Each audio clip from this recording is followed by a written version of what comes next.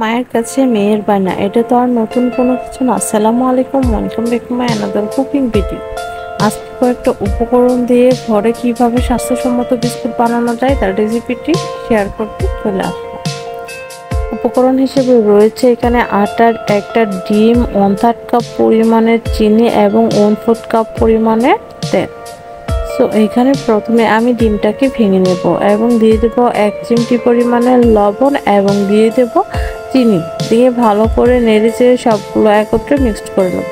সবকিছু একত্রে মিক্সড করা হয়ে গেলে আমি এখানে অ্যাড করে দেব রান্নার যে রেগুলার তেল, ওইটা আপনারা চাইলে বাটার বা ঘি এখানে ইউজ করতে পারেন। আর দিয়ে দিয়েছি কিন্তু ভ্যানিলা এসেন্স।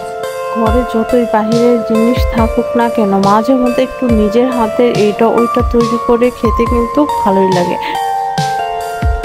তেলটা দেওয়া হয়ে গেলে কিন্তু আবারও একত্রে সবকিছু আমি আরেকটু মিক্সড করে নেব। সবকিছু কিন্তু মিক্সড করা হয়ে গেলে এইখানে আমি আটা ইউজ করব। আপনারা চাইলে কিন্তু অবশ্যই এখানে ময়দা ইউজ করতে পারেন। আমি আটা দিয়ে তৈরি করেছি।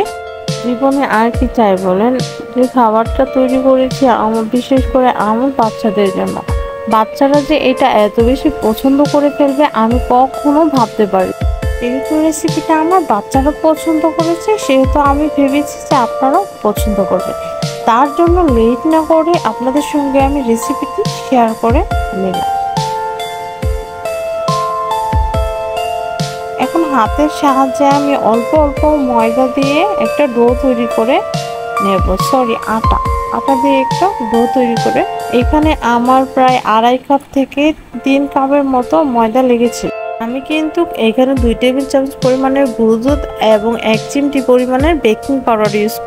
বাসার খাবারগুলো হয় একদম ফ্রেশ, আমরা কিন্তু এইখানে কোনো প্রকার ভেজাল মিক্সড করি না। সো এটা কিন্তু বাচ্চাদের জন্য, বড়দের জন্য, সবার জন্যই অনেক হেলদি।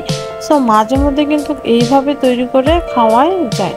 প্রিয় ভালোবাসার মানুষ, আমি এখানে ডো তৈরি করছি, এই সুযোগে আপনারা আমার চ্যানেলটাকে এখনো সাবস্ক্রাইব না করে থাকলে এখনই চ্যানেলটাকে সাবস্ক্রাইব করে দিন। আর যারা ফেসবুক থেকে দেখছেন তারা অবশ্যই আমার পেজটাকে ফলো দিয়ে দিবেন। ভিডিওটি ভালো লাগলে অবশ্যই একটি লাইক, কমেন্ট, শেয়ার করতে একদমই ভুলবেন না। আপনাদের একটি লাইক, শেয়ার এবং কমেন্ট আমাকে ভিডিও বানানোর জন্য 1000 গুণ উৎসাহ বা সাহস যোগায়।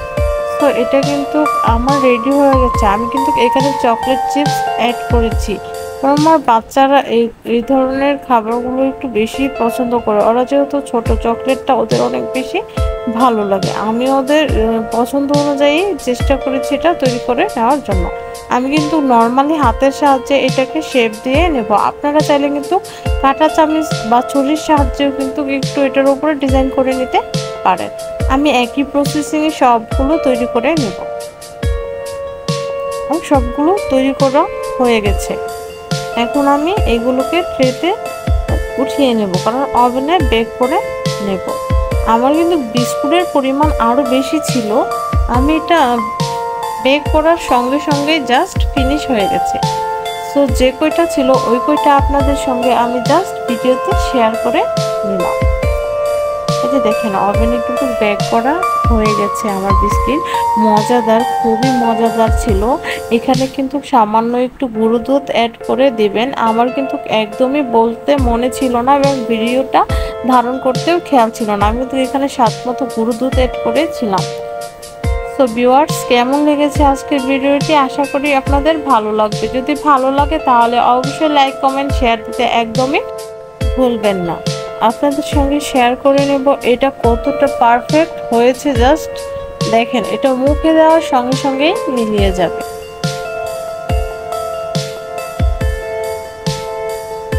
দেখেন ভিতরটা কতটা মসৃণ এবং পারফেক্ট ভাবে হয়েছে।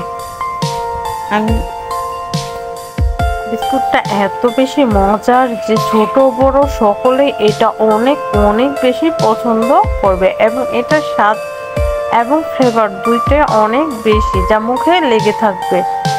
আজকের ভিডিওটি এই পর্যন্তই। সবাইকে আল্লাহ হাফেজ, আসসালামু আলাইকুম।